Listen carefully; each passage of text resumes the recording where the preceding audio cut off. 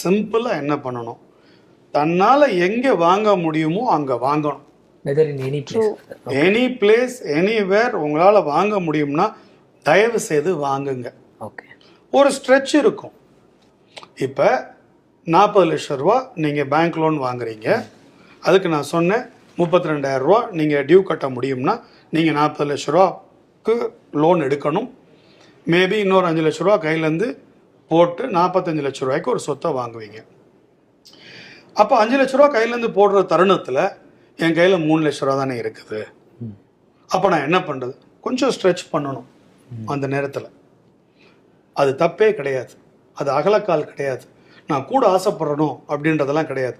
கரெக்டாக சிந்திக்கிறீங்கன்னு அர்த்தம். ஏன்னா அந்த ஒரு எக்ஸ்ட்ரா ஸ்ட்ரெச் பண்ணும்போது தான் அந்த ஒரு தேவை பூர்த்தி ஆகும். அதுதான் வெல்த் பில்டிங்கோடைய அஸ்திவாரம். You have to stretch